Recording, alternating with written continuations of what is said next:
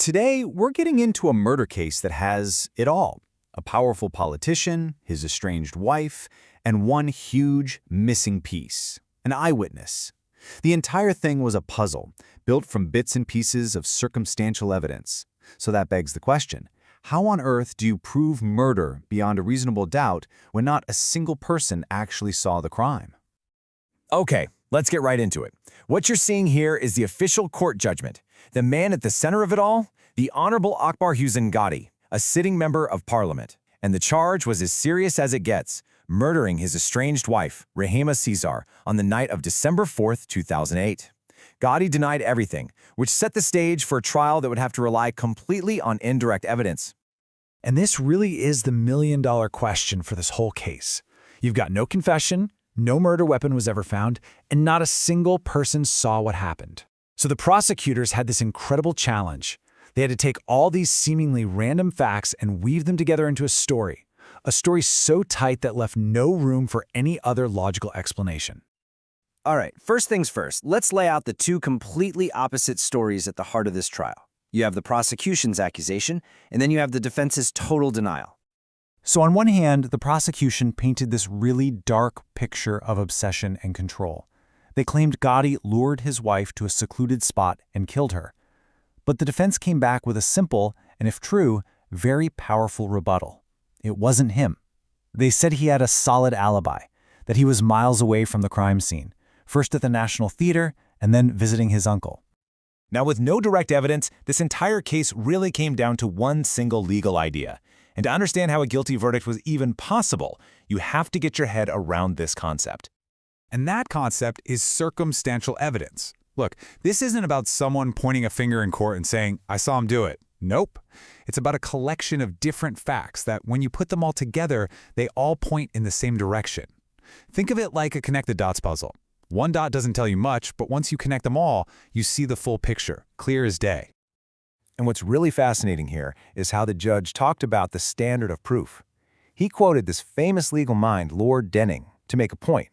He said the prosecution didn't need to prove its case beyond any shadow of a doubt, because, that's almost impossible. They just needed to establish a high degree of probability to make their version of events the only one that really made sense.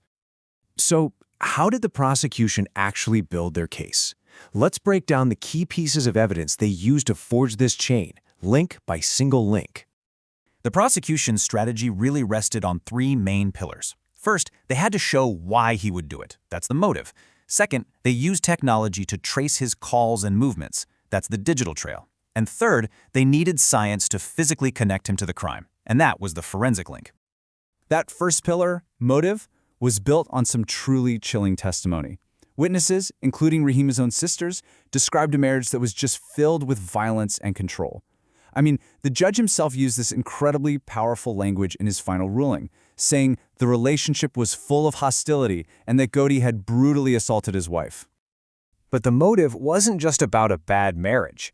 It had this darker political twist. Apparently, Rehema had found Godi's laptop, and her sister testified that it had information linking the MP to the infamous Coney rebel group. Rehema saw the files, and from that moment on, Godi allegedly started threatening to kill her if she ever breathed a word of it. Okay, pillar number 2, the digital trail. Phone records showed Godi was talking to a specific number right up until Rehema vanished. The prosecution said, that's her phone, he was luring her into a trap. But the defense shot back, no, that number belonged to a friend named Nasira. And by the way, those same records prove he wasn't anywhere near the crime scene. And that brings us to the third pillar, the forensics, which became a huge fight in the courtroom. The prosecution's experts said that bullet casings from the scene were a conclusive match to Godi's pistol. But the defense went on the attack, questioning her credentials and calling her report totally flawed. But there was another piece of forensic evidence. And this one was a lot harder to argue with. They took soil samples from a pair of shoes at Godi's house and from the exact spot where Rehema's body was discovered. A government analyst crunched the numbers and found a 99.9% probability that the soil from both places came from the very same source. Okay, so the prosecution has laid out its chain of evidence. Now let's flip the script and look at the defense's big play, the alibi. Because look, if Godi was really somewhere else, then none of the other evidence really matters, right? Godi's alibi was pretty straightforward. He said that on the night of the murder, he was at the National Theater. Then, around 10 p.m., he went to visit his uncle in a place called Mutungo, and after that, he went home. And crucially, all of these places are far away from Mukono, where the murder happened. But the prosecution found a huge hole in that story. See, the defense kept pointing to the phone records, saying they didn't place Godi in Mukono. So the prosecution brought in telecom experts who explained this really important technical detail. A phone network only logs successful calls. If you're just in an area but you don't make or get a call, there's no record. The lack of data didn't mean he wasn't there. And just like that, the alibi started to look a whole lot weaker. So, with the alibi pretty much shot to pieces, the judge was left to weigh this chain of evidence from the prosecution. And in his final judgment, he just laid out this series of questions that one by one took the defense's case apart.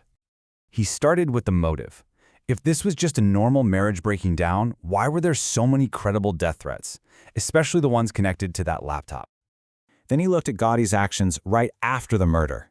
The very next day, December 5th, Godi went out and got more ammunition for his pistol. I mean, why would an innocent man, whose wife was just murdered, do something like that? And finally, the judge just put it all together. Was it really just one massive coincidence? The bullet casings match his gun. The soil from his shoes matches the crime scene. The final phone calls were between him and his wife. I mean, at what point does a series of coincidences just stop being a coincidence and start being a case? The judge had considered all the evidence, all the testimony, and all those so-called coincidences. It was time to deliver his final conclusion. And this was the judge's final take. In this absolutely chilling summary, he described Godi not as a grieving husband, but as a calculated predator. He said that Godi had hunted his wife down, mafia style. The chain of circumstantial evidence was ruled complete and totally unbreakable. Akbar Hussein Godi was found guilty of murder. You know, this case leaves us with a really deep question about how justice works. There was no single smoking gun. Every piece of evidence, the threats, the phone records, the bullets, the soil, you could maybe try to explain each one away on its own.